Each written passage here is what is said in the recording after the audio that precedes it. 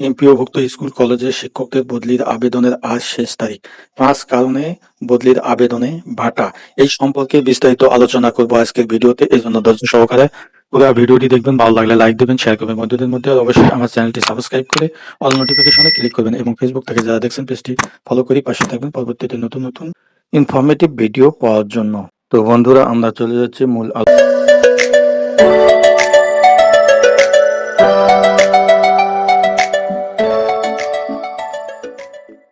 আসসালামু আলাইকুম ওয়া রাহমাতুল্লাহ। বন্ধুরা কেমন আছেন? আশা করি সবাই ভালো আছেন। আপনারা দেখছেন নাইব আলী বিডি ব্লগ এবং আমি সঙ্গে আছি মোহাম্মদ নাইব আলী। তো বন্ধুরা, বদলির আবেদন, এমপিওভুক্ত শিক্ষক কর্মচারীদের বদলির আবেদন আজকে শেষ তারিখ।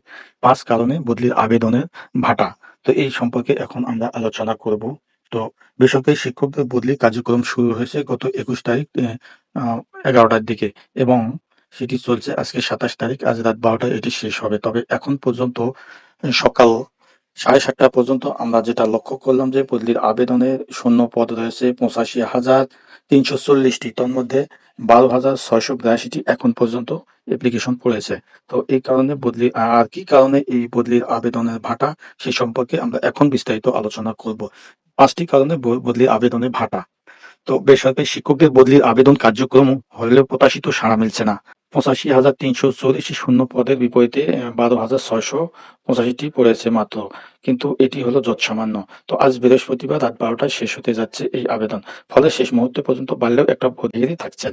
শিক্ষকদের সঙ্গে কথা বলে জানা গেছে যে বদলির নীতিমালা কয়েকটি শর্তে শূন্য পদের তথ্যের জটিলতা এবং প্রতিষ্ঠান থেকে শিক্ষকদের ছাড়পত্র পাওয়ার ক্ষেত্রে অগ্রাধিকার নিয়মের কারণে অধিকাংশ শিক্ষক আবেদনের সুযোগ থেকে বঞ্চিত হচ্ছেন। শিক্ষকদের অভিযোগ, কাগজ কলমে শূন্য পদ থাকলেও বাস্তবে অনেক পদে আবেদন করার সুযোগ নেই। কোথাও কর্মরত শিক্ষক থাকার পরেও পদ শূন্য দেখানো হয়েছে, আবার কোথাও প্রয়োজনীয় শূন্য পদ থাকা সত্ত্বেও বিষয়টি তার নামের ভিন্নতার কারণে শিক্ষক আবেদন করতে পারছেন না। নারী কোটা এবং জ্যেষ্ঠতার কারণে অনেক আবেদন করতে পারছেন না। প্রতিষ্ঠান থেকে ছাড়পত্র পাওয়ার প্রক্রিয়ার কারণে অনেকে আবেদন করতে আগ্রহ হারিয়েছে। তাদের মধ্যে ভাষ্য, নারী এবং জ্যেষ্ঠতার ভিত্তিতে অগ্রাধিকার হিসেবে থাকার কারণে শিক্ষকদের আবেদনের শেষ পর্যন্ত বদলির সুযোগ পাবে কিনা তা অনিশ্চয়তায় রয়েছে। একটি প্রতিষ্ঠানে ৮ জন শিক্ষক বদলির যোগ্য, কিন্তু সেখান থেকে মাত্র ২ জন শিক্ষক বদলি সুযোগ পাবেন। ওই ৮ জনের মধ্যে ৩ জন নারী শিক্ষক আবেদন করলে বাকি ৫ জনের মধ্যে অনেকেই মনে করছেন তাদের সুযোগ পাওয়ার সম্ভাবনা কম। ফলে যোগ্যতা থাকা সত্ত্বেও কেউ কেউ আবেদন করতে পারছেন না।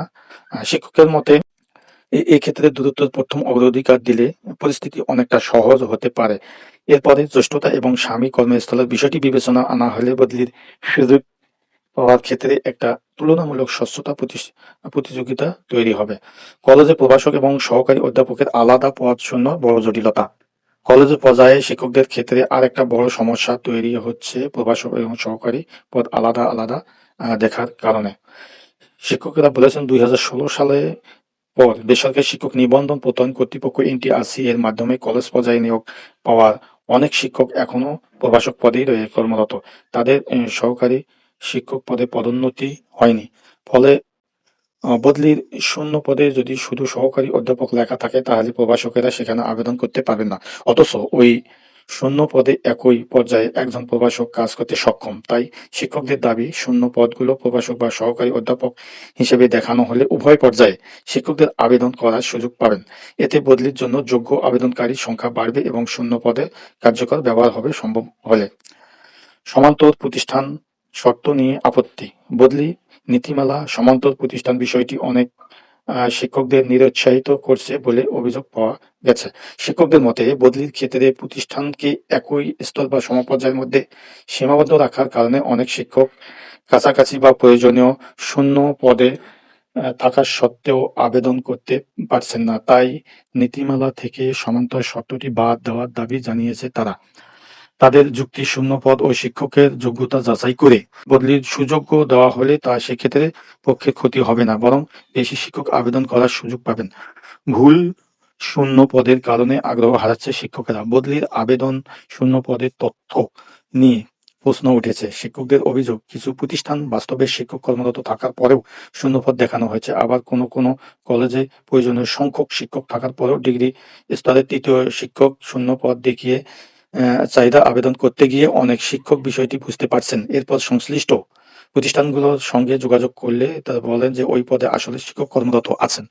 এতে শুধু একজন আবেদনকারী নয়, একটি জেলার বা বিভাগের সম্ভাব্য অনেক আবেদনকারী হতাশ হচ্ছেন।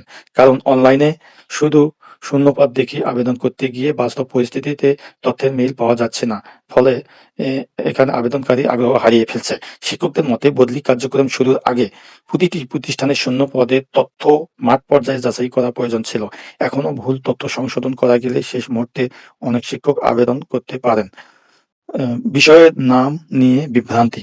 কলেজ পর্যায়ে বিষয়ভিত্তিক শূন্য পদ নিয়েও রয়েছে নানা জটিলতা। একই বা কাছাকাছি বিষয়ের নাম বিভিন্ন প্রতিষ্ঠানে বিভিন্নভাবে ব্যবহার করা অনেক শিক্ষক কাঙ্ক্ষিত শূন্য পদ আবেদন করতে পারছেন না। এর মধ্যে রয়েছে ভূগোল ও পরিবেশ বিজ্ঞান, যুক্তিবিদ্যা ও দর্শন, পৌরনীতি ও সুশাসন, রাষ্ট্রবিজ্ঞান, ব্যবস্থাপনা ও ব্যবসায় সংগঠন ও ব্যবস্থাপনা ইত্যাদি।